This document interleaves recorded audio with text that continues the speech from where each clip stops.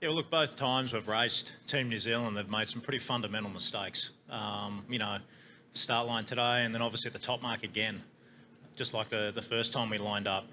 You know, I think that's one thing that's pretty powerful, certainly in the setup on our boat, is the fact that we've got a dedicated tactician in Tom Slingsby.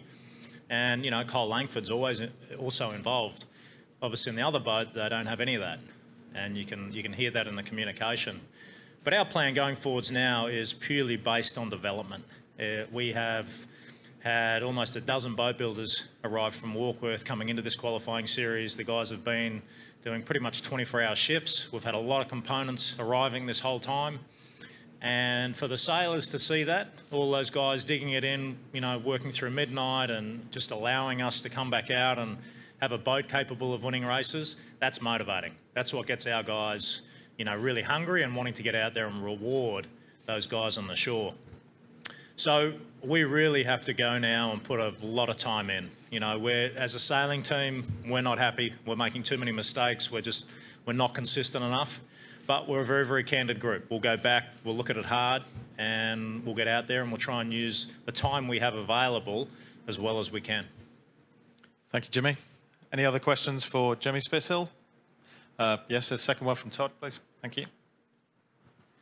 Jimmy, when the work's done on the boat, are we going to see more pedals than are on it now? I've got to tell you, Todd, this hybrid system's working pretty good, mate, that we've developed. You know, Tom and the shore guys have been working away. You know, they still think there's quite a lot of gain to be had there.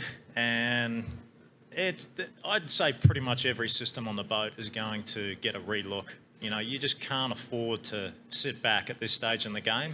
The fact is that we need to be faster to win this America's Cup. You know, we have a long way to go and there's a lot of boat speed still left on the table. And that's just developments on the boat, but I can tell you from a technique point of view as well, there's a lot left out there for the taking. So, yeah, we'll work pretty hard, not just that system, but all the systems. We're going to try and make, you know, some good steps and make them even more efficient. Thank you, Jimmy. If there's no more questions for Jimmy, I'm going to release him. And oh, sorry, we have one at the back. Dana Johansson, New Zealand Herald. Jimmy, when you mentioned that you can hear it on the communication on the New Zealand boat, does that mean you're getting the audio off their boat? Sorry, could you say that again? When you mentioned earlier that you can hear in Team New Zealand's communication on their boat that there's very little communication going on, does that mean you're getting the audio coming off their boat? I think for anyone that goes back and watches the replays of the race, you can hear the guys mic'd up.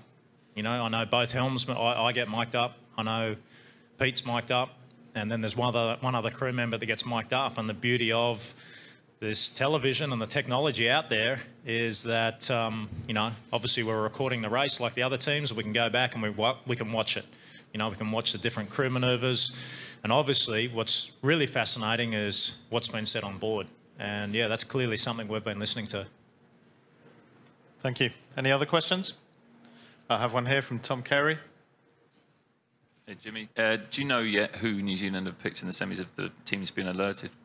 Well, from the leak I've got in their team, they're picking Ben Ainslie Racing. Do you think that's a good decision? Time will tell. Time will tell.